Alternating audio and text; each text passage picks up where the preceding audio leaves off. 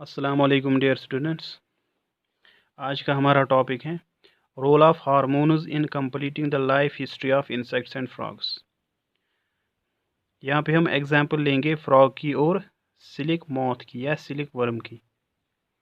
Caterpillar जो होता है, कैटरपिलर को मुख्तलिफ स्टेजेस, मुख्तलिफ मरहलों से गुजरना पड़ता है, तब जाके वो अडल्ट मॉथ में या अडल्ट मॉथ में ट्रांसफॉर्म होता है। और इसी तरह अगर हम टैडपोल की बात करेंगे, टैडपोल को भी मुख्तलिफ मरहलों से गुजर के फिर जाके आगे वो फ्रॉग में ट्रांसफॉर्म होता है, राइट।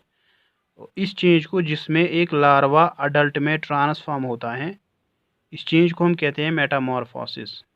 मेटामॉर्फोसिस जो होती है, मेटामॉर्फोसिस इंसेक्ट्स में कंट्रोल होती है इंसेक्ट हार्मोन से, और फ्रॉग में मेटामॉर्फोसिस कंट्रोल होती हैं थायरॉक्सिन हार्मोन से। और थायरॉक्सिन हार्मोन थायराइड ग्लैंड में बनता है।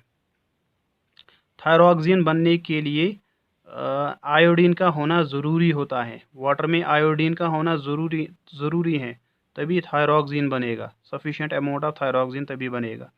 अगर वाटर में हम ग्रो कराएंगे टैडपोल्स को, जिस वाटर में सफिशिएंट अमाउंट आयोडीन का नहीं होगा, तो टैडपोल जो है, टैडपोल्स अडल्ट्स में ट्रांसफॉर्म नहीं होगी, राइट। और इसी तरह अगर ह्यूमन्स डाइट में पूरा आयोडीन नहीं लेंगे, तो उस सूरत में ह्यूमन्स में एक डिसऑर्डर होता है जिसको हम गोइटर कहते हैं।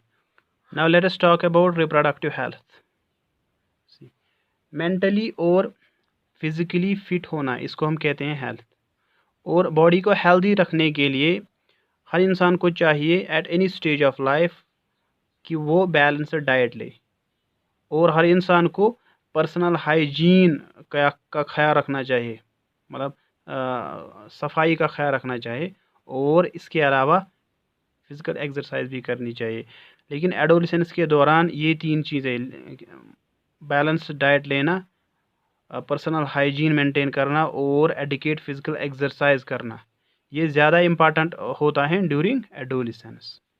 अब इसके बाद हम पढ़ेंगे nutritional needs of adolescents. Adolescence के दौरान क्या होता है, रैपिड ग्रोथ होती है और रैपिड डेवलपमेंट होती है। और इसीलिए एडोलेसेंट्स का डाइट जो होना चाहिए वो केयरफुली प्लान्ड होना चाहिए, राइट। मतलब कि एडोलेसेंट्स को बैलेंस्ड डाइट लेना चाहिए। बैलेंस्ड डाइट का मतलब है जिसमें सभी न्यूट्रिएंट्स, प्रोटीन्स, कार्बोहाइड्रेट्स, फैट्स और वाइटामिन रिक्विजिट प्रपोर्शंस में हो, राइट। इंडिया में जो लोग खाते हैं रोटी या राइस या दाल, जिनको हम पल्सेस भी कहते हैं, और वेजिटेबल्स, ये एक बैलेंस्ड मील कहलाता है। ये एक बैलेंस्ड मील होता है। इसी तरह मिल्क भी एक बैलेंस्ड फूड होता है। इसके अलावा अगर हम फ्रूट्स की बात करेंगे, फ्रूट जो हैं वो हमें प्रोवाइड करते हैं नरिशमेंट। फ्रूट्स हमें नरिशमेंट प्रोवाइड करते हैं। इन्फेंट्स मतलब कि बच्चों के लिए मदर्स मिल्क, माँ का दूध जो बच्चों के लिए होता है, वो प्रोवाइड करता है मतलब पूरा नरिशमेंट बच्चे को, राइट। और आयरन, ब्लड में आयरन बिल्ड करने के लिए एडोलेसेंट्स को आयरन रिच फूड्स लेने चाहिए, लाइक जैसे कि leafy vegetables, jaggery, meat, citrus, Indian gooseberry यानी कि आंवला, right. These are good for adolescents, particularly girls.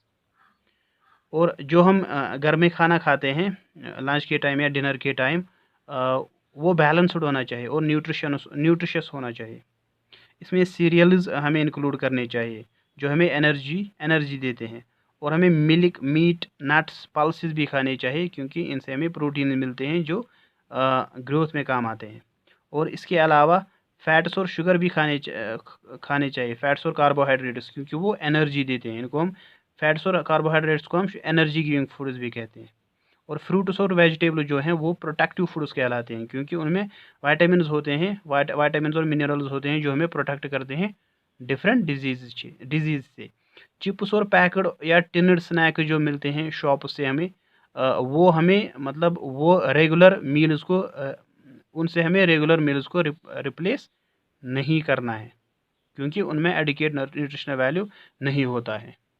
इसके बाद है personal hygiene. See, everyone should have a bath at least once a day.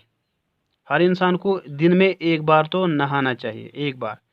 और ये ज़्यादा इम्पोर्टेंट, ज़्यादा नेसेसरी होता है, ज़रूरी होता है टीनेजर्स के लिए, क्योंकि टीन एज में क्या होता है, स्वेट ग्लैंड्स की एक्टिविटी इंक्रीज हो जाती है, इंक्रीज क्या, स्वेट ग्लैंड्स की एक्टिविटी बढ़ जाती है, और समटाइम्स क्या होता है, बॉडी से बदबू आती है स्वेट की वजह से। और हमें बॉडी के सभी पार्ट्स को मतलब वॉश करना चाहिए और साफ रखना चाहिए एवरीडे, हर रोज़, राइट। और अगर हम सफाई का ख्याल नहीं रखेंगे ड्यूरिंग एडोलसेंस, तो उस सूरत में बैक्टीरियल इन्फेक्शन होने के चांसेस बढ़ जाते हैं। गर्ल्स में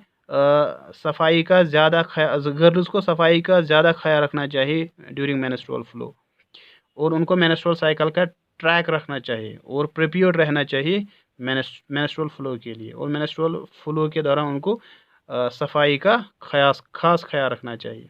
और इसके बाद है फिज़िकल एक्सरसाइज। फिज़िकल एक्सरसाइज हर इंसान के लिए मतलब इम्पॉर्टेंट है। इसमें हमें मतलब बॉयज़ गर्ल्स सभी को वॉकिंग के लिए जाना चाहिए मॉर्निंग इवनिंग में, और फ्रेश एयर में खेलना चाहिए। इससे बॉडी फिट रहती है और हेल्दी रहती है। बॉयज़ और गर्ल्स को वॉक्स के लिए जाना चाहिए, और एक्सरसाइज, बहुत सारी एक्सरसाइज करनी चाहिए, और आउटडोर गेम्स भी खेलनी चाहिए। I hope this much is enough today. Thanks for watching. Assalamu alaikum.